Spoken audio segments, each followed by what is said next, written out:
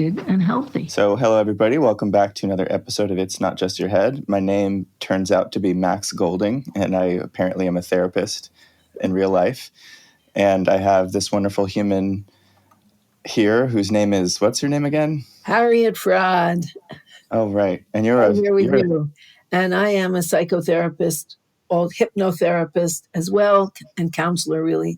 Counselor, hypnotherapist, political activist, which we both are, combining our psychological interests with their ramifications and their influences on our brains coming from the outside world. Yeah. And before we get into it, a big shout out to our patrons First Winter and Sarah Turner. And of course, Liam for helping with the editing and social media. Thank you very much, Liam. Thank you. Yeah. So for today, we're going to talk about the Capitol Hill party that happened.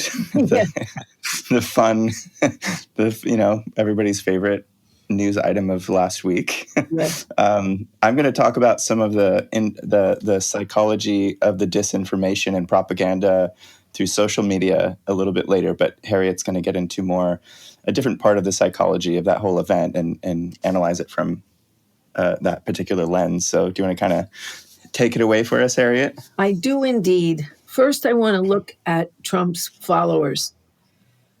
Trump formed a hegemonic bloc, which is something that Antonio Gramsci says one needs to win, just like the left would need a hegemonic bloc of the climate activists united with the Black Lives Matter activists, which united with the anti-war activists, which united with the Green New Dealers, and so on, in order to win. Trump, just out of his own sheer narcissism, because he's not an ideologue, he's a narcissist, he united everybody who likes him, because as he stated, if you like me, I like you. That's his standard.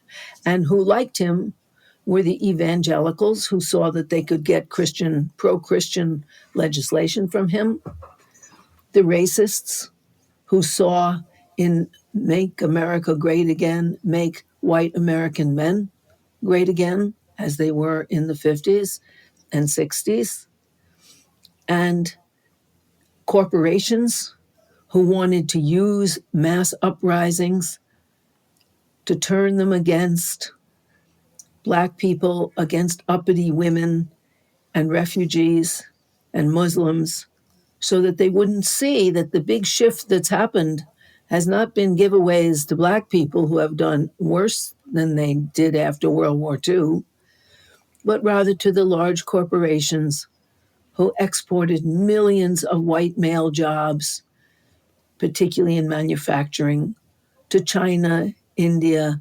Bangladesh, Pakistan for their low wages, and who do not want the mass of disaffected people to understand that it's the American corporations who stole their jobs, not Black people or women or refugees. Because any good fascist knows that when things start breaking down, as they did in Germany, you have to shift the masses' rage from the corporate sector to some group beneath them, or else they could turn on you.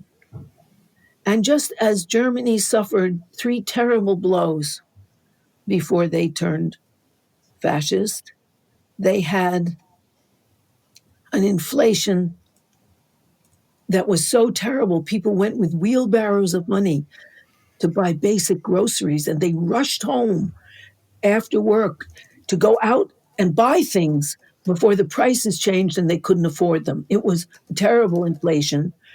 They lost World War I, and the Allies enforced terrible reparations on them that were humiliating and that they couldn't ever repay. And then there was the Great Depression of the 30s, and it was too much for them.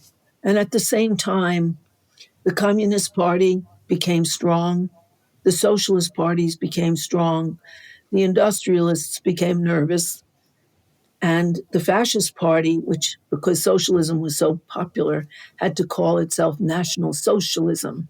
That's where Nazi comes from.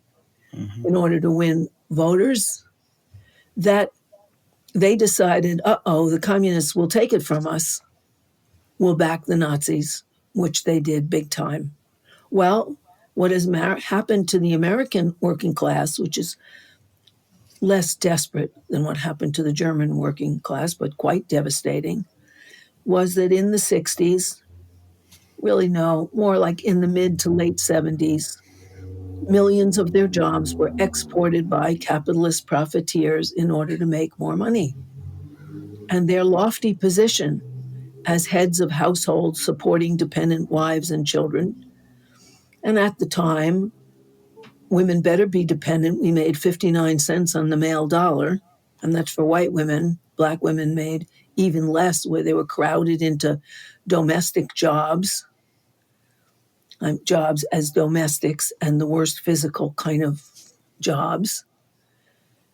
They got nervous, and they decided that the solution would have been, as it was during World War II, big, wonderful government, like FDR did, taxing the rich at 96.8% and using that money from big government to create Social Security, to create unemployment insurance, to create a civilian conservation corps and work progress administration, to hire 11 million people paid by the government because the capitalists wouldn't pay them.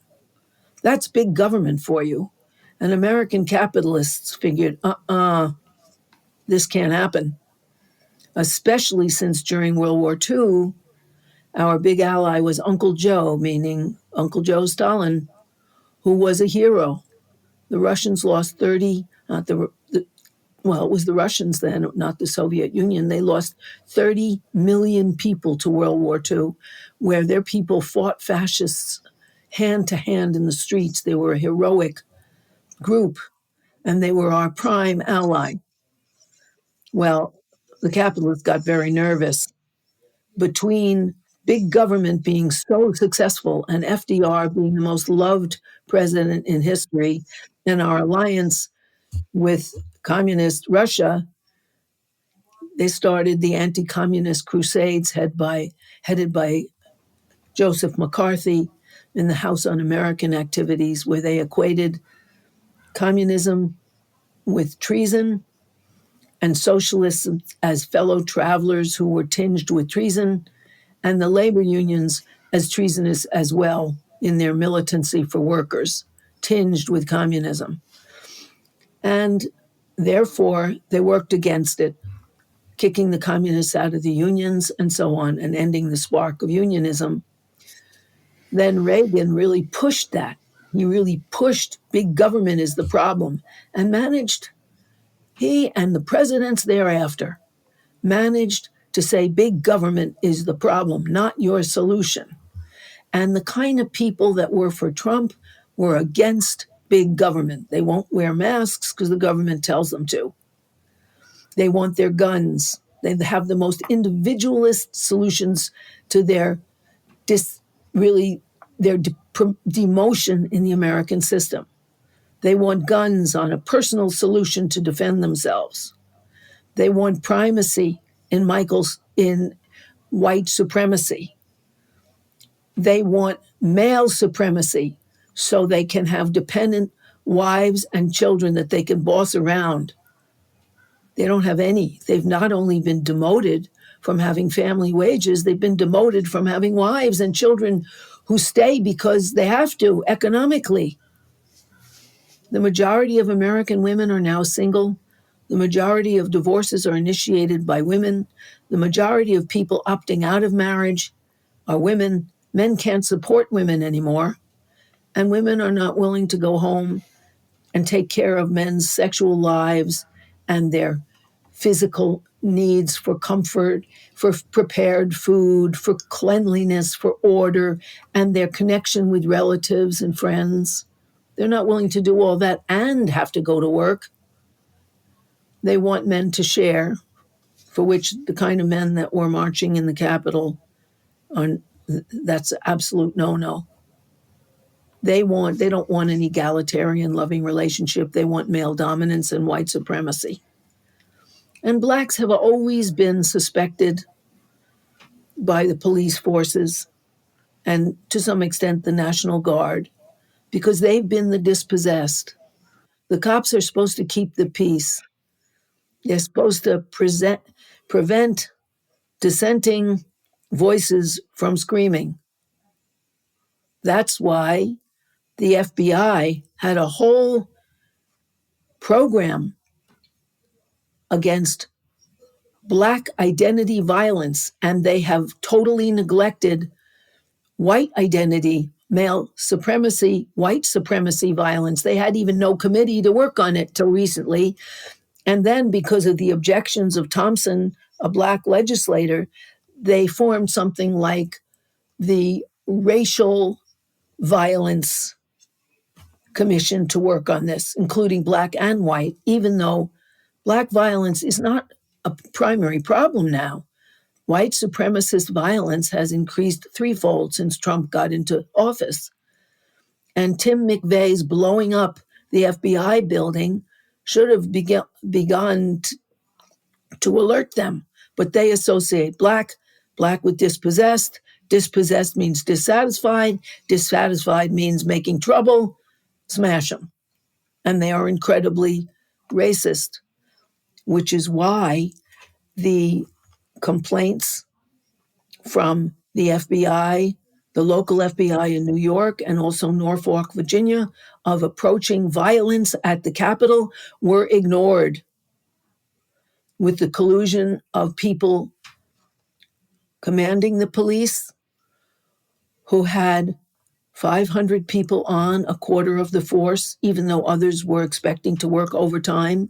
They had 500 cops on instead of the 2,000 that could have been on. And the National Guard was mandated to the outskirts by Trump's people because since D.C.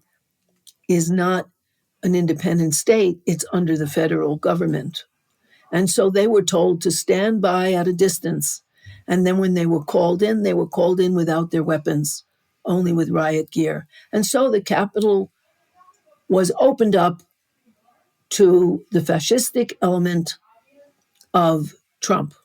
Now, it is true, when fascists lose at the ballot box, they often try to win on the street by employing thugs like they did in Chile, like they did in Germany, and like they've done elsewhere. And they weren't stopped because of the collusion from the inside of our government, which sees blacks as dispossessed and therefore disrupting the peace and to be cast out and does not act against white supremacists. So that's the political background. Who are these people psychologically? Well, these are angry people, overwhelmingly angry men, angry white men who feel they were entitled to rule over women and to have jobs that paid family wages that enabled the dependency of women. They were used to being taken care of, having women do domestic work, sexual labor, emotional labor of all kinds, and connections with all sorts of other people, inviting their relatives over and their friends over, cleaning up after their parties, watching football, because that's what women were supposed to do. And women were loath to leave because we got lousy salaries. And when we had children, we didn't have the kind of government that supports children, like Sweden, with its special allowances for single mothers and priority for rentals for single mothers, etc. We had none of that. So they were completely unprotected. Well, these guys are angry. They're the same people that are in the men's rights movements that want to repeal the 19th Amendment that allows women to vote, because they say women are getting too uppity. They shouldn't be allowed to vote because they vote for state supports for children, and that's our taxes, and let's fight against it. So they're these angry people that feel dispossessed, and they've been given the story that it isn't the capitalists who dispossess them, And that story has been told by our liberal media as well as our conservative media. That's part of the system hiding what happened to these men. And so they're very ripe to be given the fascist story that it's those underneath them, to suck up and kick down on women, on people of color, and on refugees. That's where the anger comes from. And Trump created a hegemonic bloc of the dispossessed, the religious who feel that they are marginalized because fewer and fewer people bother with organized religion. Jesus has not brought home the pork chops, and therefore they are less popular. So they feel dispossessed and angry. And the white males who've lost their family wages, and they've given them things like guns to show that they're powerful, and like dissing women to show that they're powerful, and their white skin to show them that they really do have the power, so that they have enough of a block to feel empowered and do their invasion of the Capitol building. It was rather an undisciplined Keystone Cops kind of invasion where they photographed themselves, which is pretty stupid.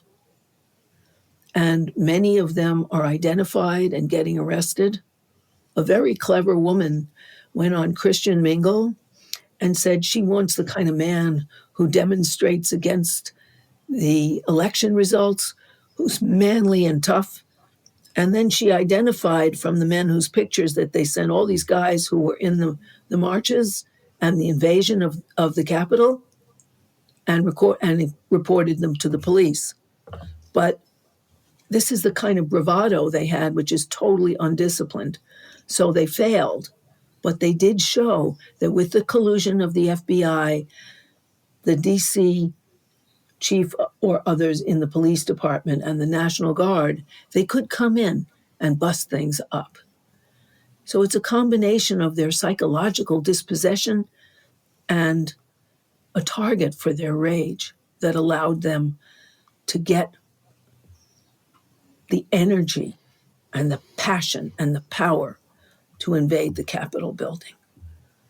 Max, you want to talk more about background stuff that will help Yeah. understand? So I think that's actually a perfect segue. So let's see, I'll set the background for this concept of, there's a few terms. I'll use the terms information warfare, psychological operations or psyops, disinformation, misinformation, propaganda.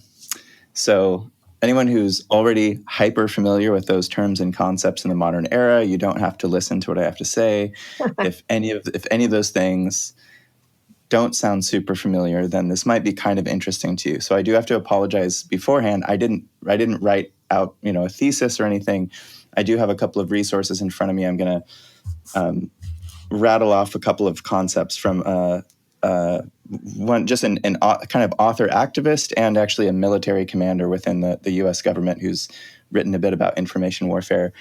But first, just to kind of bring this back home. So Harriet just laid out the political history from kind of the early 20th century to now and the disenfranchisement of different groups, particularly white men who over time felt like they were getting the short end of the stick economically, which has created a little bit of the susceptibility to what I'm going to be talking about, which is the propaganda stuff. So first, we should think about where we get information from.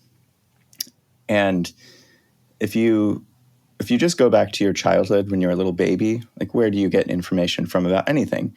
Well, at first, you're not getting it from like TV and radio and whatever. You're getting it from primary caregivers within your family. Eventually start to pick up on pieces of information and values and practices and rituals and stuff in a sort of cultural sense. There isn't necessarily an ideology being programmed into you at this point. I mean, some might argue an authoritarian parenting style, a very laissez-faire kind of parenting style. Those are maybe programming these little ideologies within you, and there's different research and different debates on those things. But at a certain point in the modern age, we find eventually that there's, our teachers give us certain messages in school. There's billboards when you're going around. There's advertisements out on the street or on the side of the bus. And then, of course, there's radio, television, and now internet. So before the onset of the internet in the sort of massive, monstrous kind of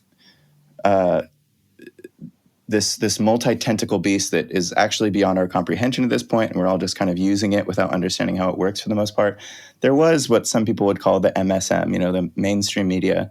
And anyone who's familiar with Noam Chomsky, him and, what was it, Herman, do you know the guy's name, Harriet, that he wrote Manufacturing Consent with?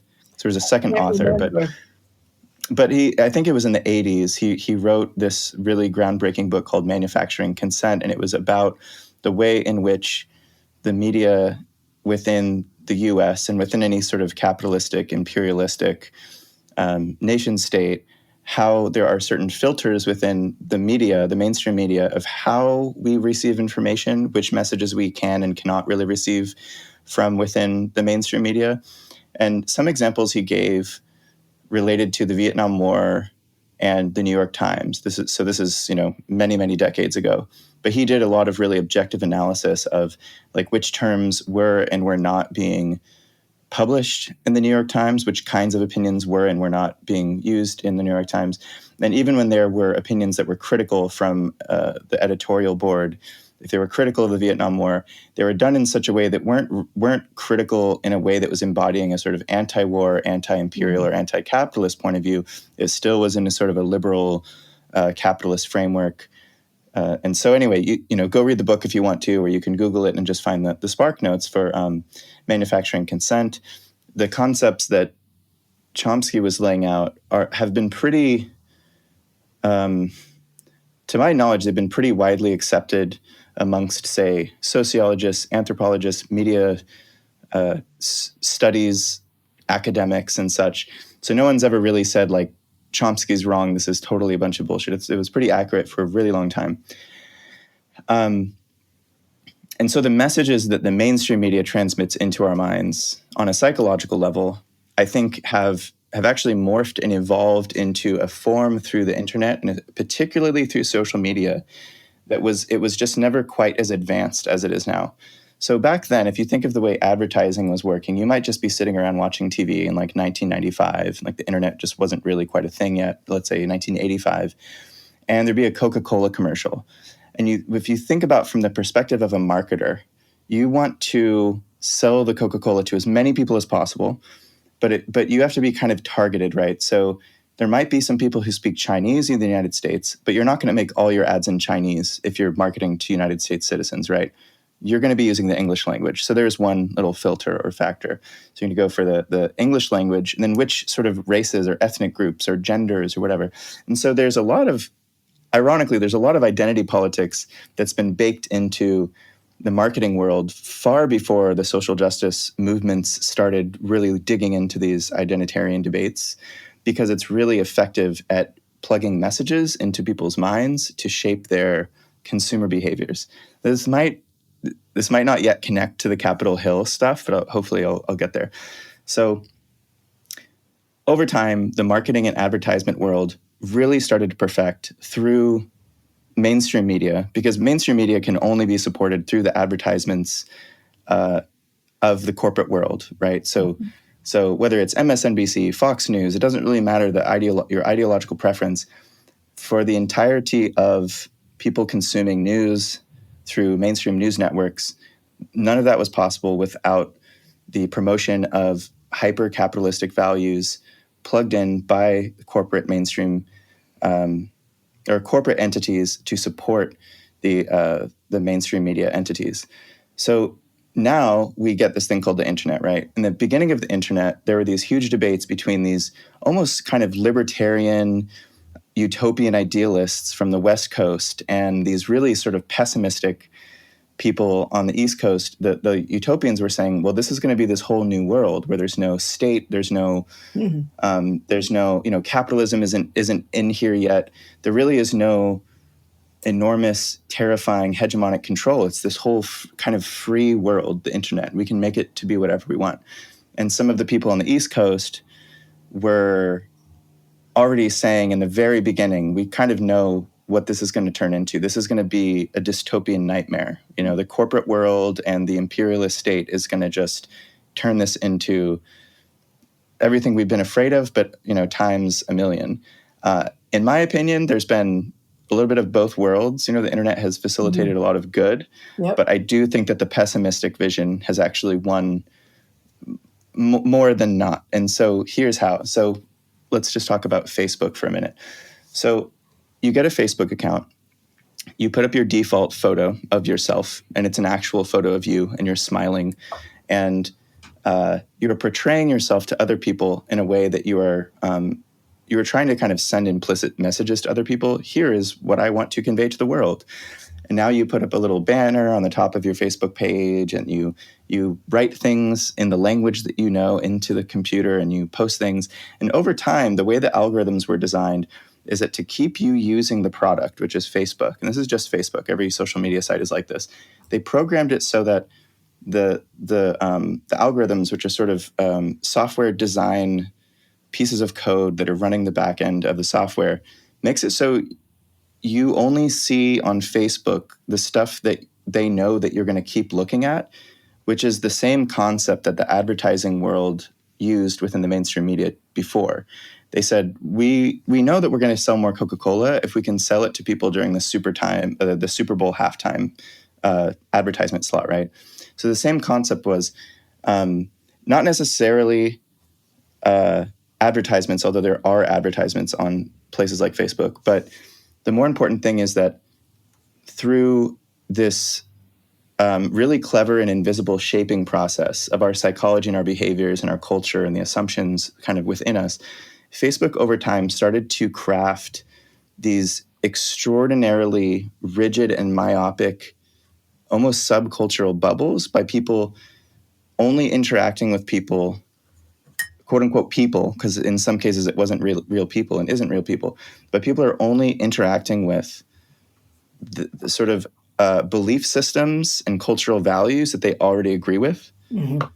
Because people will click the like button and the love button and the hug button and the laugh button and stuff on other posts, which boosts it into the algorithm so that people only see more of those things. Over time, you start to kind of craft these little bubbles. What people didn't quite realize as this started to evolve over time is that, especially because the back end of Facebook and all the other sites was gathering information about our behaviors as we were clicking and posting and liking and sharing and commenting, they were taking information about us, which we don't know anything about ourselves. We don't really think of myself. I don't think of myself as like, well, I am my age, my gender, my geographical location, the places that I go between my bike ride to there and then the car ride to there and then back. Like, and what this ended up doing was creating the optimal situation for the corporate and marketing and political operative worlds to say, now we know how to shape people. We know how to use how people are already behaving to shape them to behave in other ways that benefit us in ways they won't even know is happening.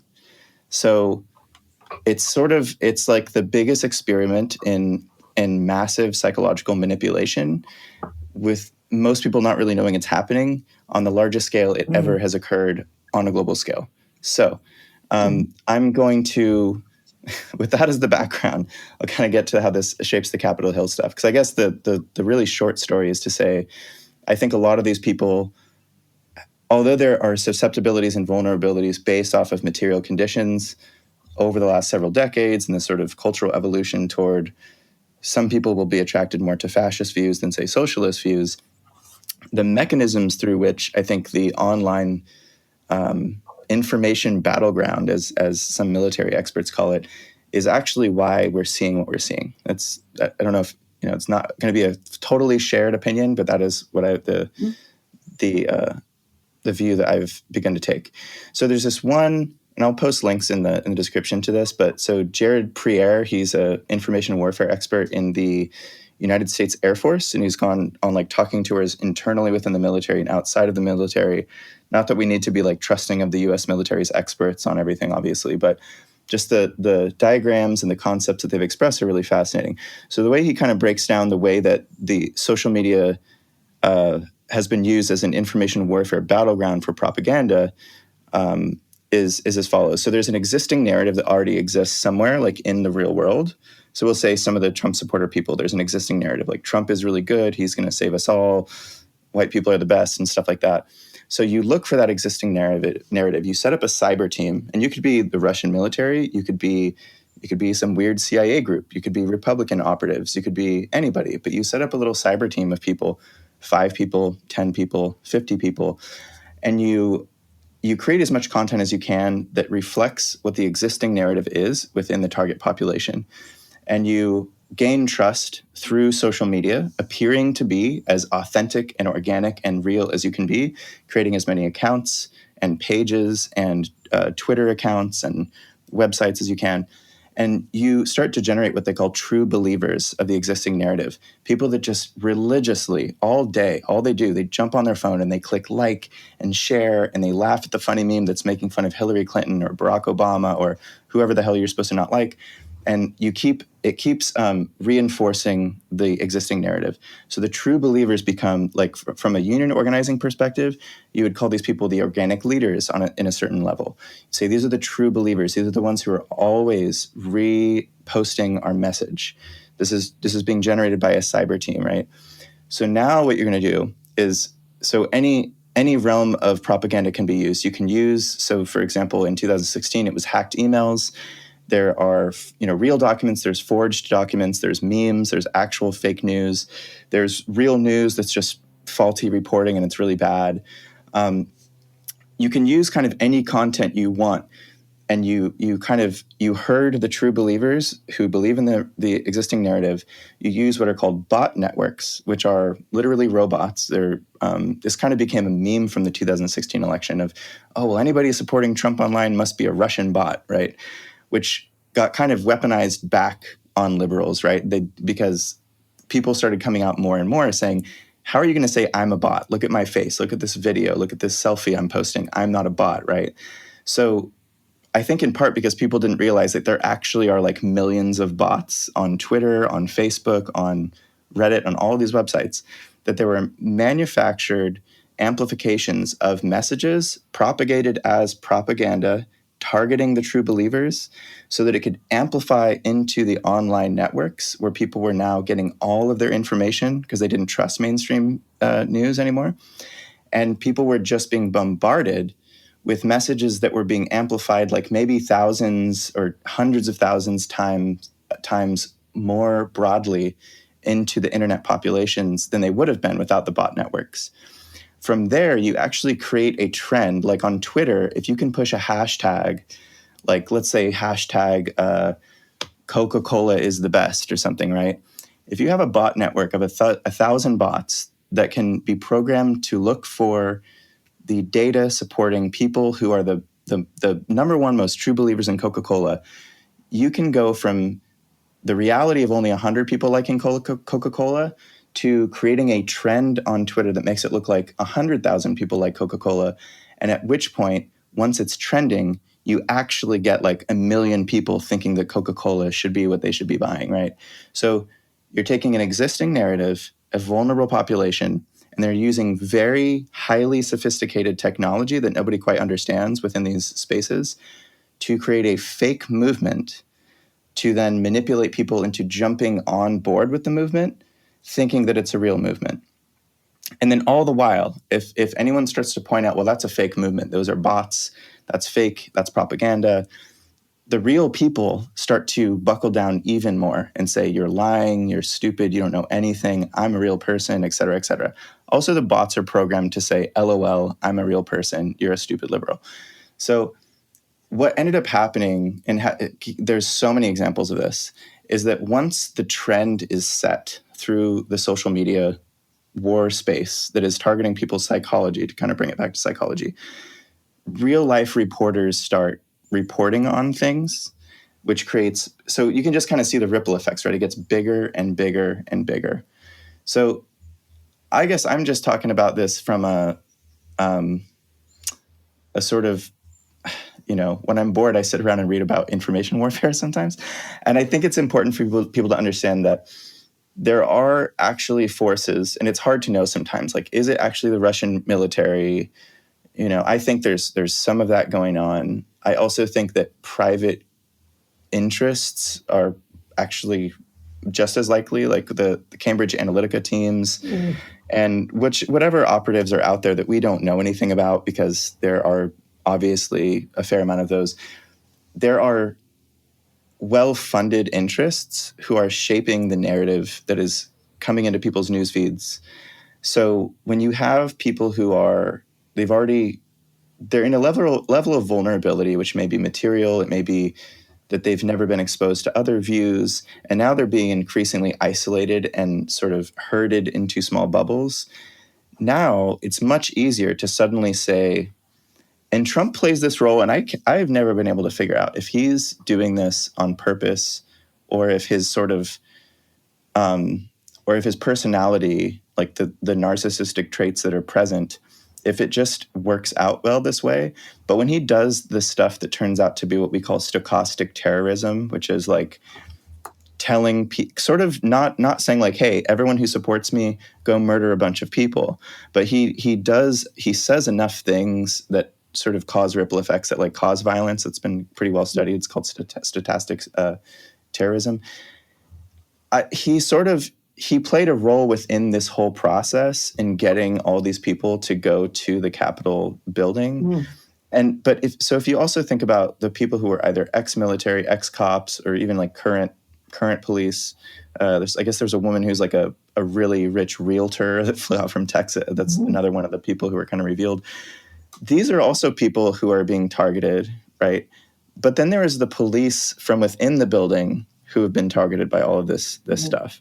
And I guess I should probably step back and say, it's not like nobody can think for themselves. It's not like right-wingers can't think for themselves.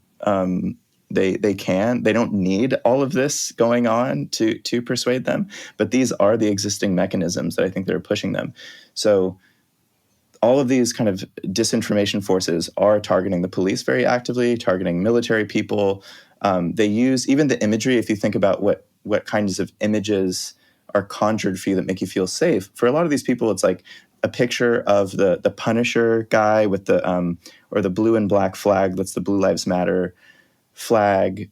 Eagles, like bald eagles, over pictures of American flags. I mean, for any liberals that think like, oh, well, that's so stupid. Like these are sort of safe images for people. And so these images and these concepts are bombarded into targeted audiences that do happen to be police, for example. So these forces have been rallying police behind the same fascistic ideologies and sentiments as the rest of the sort of Trump supporter population. So, I mean, I think, well, yeah, and there's other elements of psychology we could go into, like that. Like if you just think which associations feel safe versus dangerous, if you conjure Bernie Sanders' face right now, right? So if you're kind of lefty, you go like, oh, warmth, happiness, trust, motivation, inspiration, these kinds of sentiments crop up, right? And you get an image of Trump's face, and it's like fear, anger, like that kind of stuff, right? We on the left tend to not realize that those sentiments, those associations, are the opposite for people outside of our bubbles. They feel the exact opposite sentiments reflexively when exposed to associations with those same kinds of symbols, right? So these symbols and the images and the methods that are pushing them, I think, are not fully responsible, but an enormously important factor as to why we saw the Capitol Hill party, the big party that they had. I do think also that these forces, they have sort of half manufactured, but then half like created a movement that is very real in the real world now through these mechanisms. I think that we're probably going to see a lot more of this through the Biden presidency. I think the stochastic terrorism stuff coming from Trump directly is going to continue personally. And I think that the forces of propaganda, disinformation, misinformation is going to help them grow their movement more broadly. And just something else to throw in here is that an AstroTurf campaign, which is all of the same stuff. It's like a sort of fake manufactured campaign. The Walkaway campaign was an attempt that they had from 2018 to now to target minority groups, to get minority groups to publicly abandon the Democratic Party and liberal politics, saying that they were basically against identity politics and they believe in like the church or their family, or they're coming out as conservatives, and they don't care that if their other Black friends or Latino friends or lesbian or gay friends disown them, they're coming out as conservatives. These people, I believe, are why there was not an enormous but a significant boost in votes by Black and Latino voters for Trump from 2020 from 2016, which wasn't talked about a whole lot. And I think they're going to continue doing this. I think they're going to target very key groups to try to keep manipulating. I even feel manipulation is almost an unfair term, because it's, everyone engages in manipulation and propaganda. But I think that if we don't figure out how to figure out what would be called counter responses or counter operations, or in like the information warfare jargon, we're going to just kind of see this grow. And my kind of final encouragement to people is to, even though it's harder during COVID, but especially post-COVID, is to really think locally and regionally in terms of talking to neighbors and coworkers face-to-face to build solidarity from a class unity perspective, because it's a really cheap trick to use something like Twitter or Facebook to completely shape someone's viewpoints. But when you talk to someone face-to-face and you find that you both have shared problems with a landlord or an employer, it kind of clicks more easily, but it does take a little bit more work on the ground. So that's my kind of my message to listeners is try to get trained in doing on-the-ground grassroots organizing. Try to log off from the internet a little bit more. And we need to build this movement face-to-face and get out of the information warfare battlefield of the internet more often. And that's all I have on that, Harriet. And also, we need to have enough of a hegemonic block of people who believe in the same human values and who don't believe in hatred and striation and of the population, but unity towards equitable distribution of the resources we have, towards a co-op culture, towards kindness, towards services for people, rather than identifying with the wealthy who are robbing us all the time. We've had so little exposure to class solidarity ever since they expunged the communists from our media. And so that the alternatives to which to direct anger are fascistic often. And that's something that the left has to address. And so and to build a kind of counter hegemonic bloc, and wherever we can, talk to people who do have different ideas and listen to them. And then within that dialogue, have our point of view, which hadn't been done because, they have very successfully manipulated people's upsets against capitalism and against what capitalists have done to them to direct them against populations that are suffering, like refugees or women or Black people or brown people. And that's psychological. That's psychological. I actually want to throw in there, because I almost forgot this, but last week I had 3, maybe more clients actually bring up the Capitol Hill thing, and it was an interesting little, very small case study, not representative of anything. But one person, well, there was also a shooting here at like the same week, and it was like in this person's neighborhood. But they were really, it was really depressing to them because they really struggled with trying to figure out why is there so much violence in the world. This like younger person that's still kind of trying to figure things out, and it actually just took a blow to their morale, and they didn't know how to understand like why are people why is there so much violence? And are they going to come for me? And it was kind of depressing. Like the session was fine, but that was an interesting take. There was someone else had a sort of similar thing. Like, is this, are they going to win a coup in a month, in 2 months? And they were like really frightened. And then there's this kid who I think has a little bit more of conservative parents. And the kid had in like the rose and thorn I do sometimes in the beginning, like happy thing, a sad thing. The sad thing was the Capitol Hill thing. But when I asked why, they said, well, everyone's trying to say, and it's interesting when you have like a 10, 11-year-old kid say something like this, because that it's almost guaranteed to have come from the parents. The kid said, well, everyone's saying that Trump caused all this violence, and that they were saying stuff that kind of sounded like a Fox News kind of opinion. And they were like, people were just kind of protesting, like people were just protesting something. And I don't know why everyone was just saying. And so I thought that was a fascinating thing to hear from a kid. I don't know if you've ever run into this or others that work with children, when you can kind of see, you can trace back, like, okay, I kind of see where they got this from.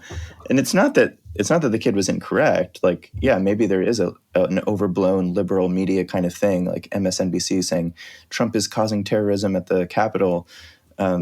Maybe that's not the most responsible take, because there's some nuance there. But I just thought, what would happen if like you and your parents and your neighbors talked about it together? Or like if we just kind of all actually as a community began to talk about these things? Because otherwise, if we're isolated in our silos, just digesting the talking points of the media, which I just described, is like manufacturing ways of thinking without us like coming together and figuring out what we think and what our strategies are for improving our lives.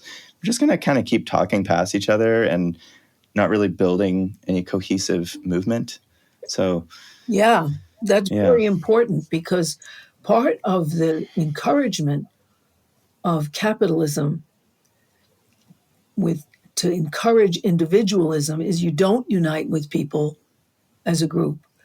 You look at things from the point of view of capitalists. When I was in high school, we had to read several dystopias and no successful utopia at all. We didn't read about the 200 communities that were living communally at the turn of the century and changing domestic responsibilities and sex roles. Instead, we read Animal Farm, we read Brave New World, and we read, what is the other one? I forget, but whatever. We read several dystopias. 1984. 1984. So that the idea is people who have a dream of doing something different will end up much worse. And that was a kind of propaganda for us, not to dream, not to think of how to make things better. And when we read history, we read Alexander the Great conquered. We don't read, wait a minute, who fought? Not Alexander. Who are all these people who died? Pharaoh built the pyramids.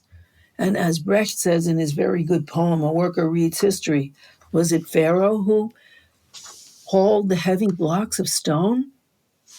Who does things? The great man in charge? No, all the people who did the work. And that's what we have to look at and honor. And I think some of the rage of the invaders of the Capitol is they have been lied to. It has been fake news. It's always from the point of view of the capitalist. The Vietnam War was never reported on critically until millions were in the Capitol and they realized they lost.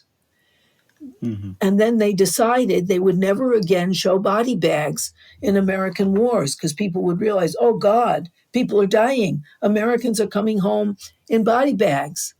That there is liberal collusion. And there has been a kind of liberal elitist view in which wealth has been transferred to the top. Just during the pandemic, the 1% got an 160% increase in their wealth, while the vast mass of people lost. That there is that. That's true. And Trump captures people's anger at it and then gives a fascist message and solution, which is the problem is refugees, uppity women, people of color, replacing you from your great whiteness. They are taking our places. A black president is taking the place of a white president. What does this come to? Rather than they have disempowered us. Americans didn't vote because the capitalists who accumulated all that money in China and Vietnam and Bangladesh and so on came home and bought our politicians within a And I pay-to-play system.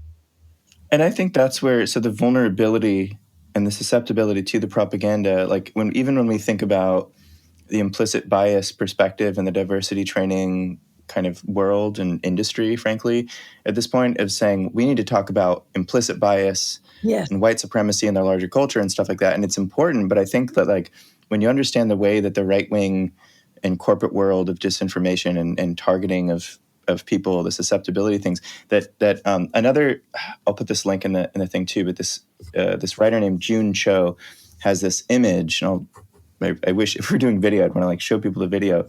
But what Joohn writes is that fake news is a weapon that works by infecting personal identity.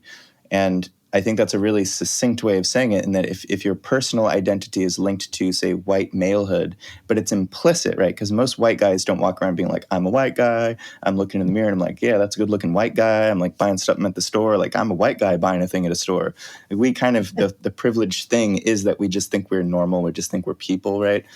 But really clever marketers know how to get under our skin and think, I know how white guys buy stuff. I'm going to target this product to white guys.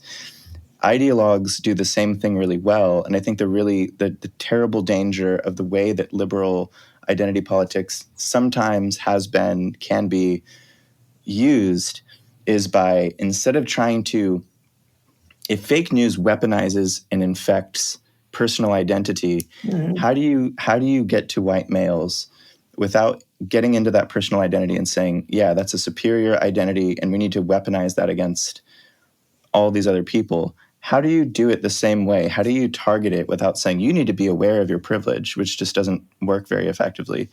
How do you get in there almost in a propaganda sense and almost in an Aikido way, right? Like, how do you use it in a positive way? And I do think that the sort of revived socialist movement has found, there are some drawbacks. I think the Bernie bro myth, for example, right? Like there have been a lot of us who are white guys who've been like, yeah, that's right. The capitalists are bad. And we're kind of off-putting to people, right? Right. And during the Hillary campaign, like the misogyny came out and the just the toxicity, the male toxicity stuff was coming out, like fuck you and the capitalists are evil and stuff. And it's like, okay, we need to tone that down. That's not very welcoming. Like women won't want to join this movement and such and such. So, and there's just too much kind of testosterone and chauvinism popping up here. But I think there has to be some creative thinking about that, right? Like how do you imagine, here's another way of putting it. Imagine if the left were able to get the kind of thing that they had going, not the level of disorganization. And of course, I mean, black leftists just would have been shot. They'd all be dead, right? If the Panthers were still around, or if like Black Lives Matter people did that same exact thing, there'd just be body bags, right? So I'm not denying that.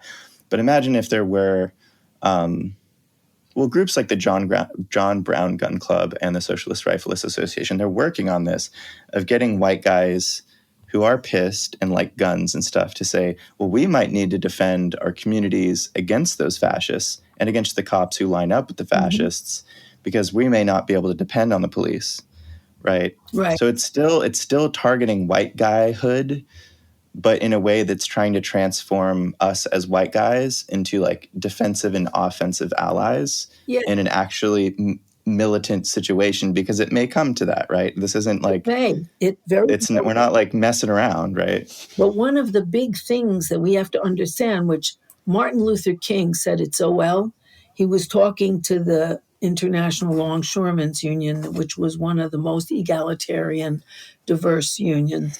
They had early strikes broken up by black people because they didn't allow black people in their union in the early times. And so they had a whole program of racial inclusion and Black people were equally represented and rewarded in the Longshoremen's Union.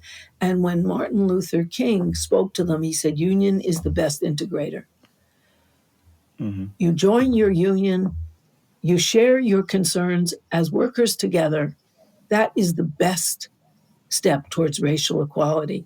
And if you take a union, which is appealing to the wage earners, the employee class versus the employer class, Which is the 99%.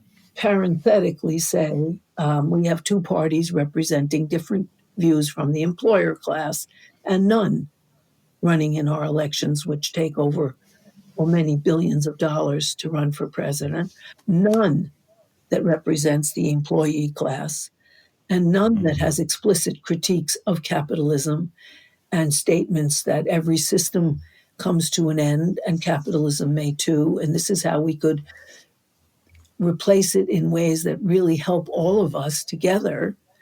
That isn't out there.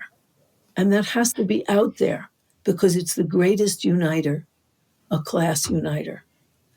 So on that note, I actually have to sell a table off of Craigslist in 2 minutes to somebody, to a class, Okay. to a comrade who needs a small table, through free market exchange. So I'm going to have to jump off. Okay. That's yeah. If anybody wants to email us about anything we said, constructive critiques, praise, whatever you want, email us at itsnotjustinyourhead@gmail.com. If you want to support the podcast and get early access to episodes and other perks, behind the scenes content and such, go to patreon.com/itsnotjustinyourhead. And I want to just make a summarizing statement here. Okay. What we're talking about is this turmoil affects us because there are real economic and social issues here that are being acted out on this stage and that affect all of us psychologically. And it's our own psychology that affects how we act in these struggles as well. So it can't be separated out, and it's not just in our heads. And the capitalistic forces that evolved technology to make us productive beyond our comprehension of their advancement is now pitting ourselves against ourselves in the information warfare battlefield of social media. And we need to self-educate a little bit, log off, talk to each other, and organize face-to-face, but at this time only with masks, hand sanitizer, and at least 6 feet of distance. Great. There. Thank you. There.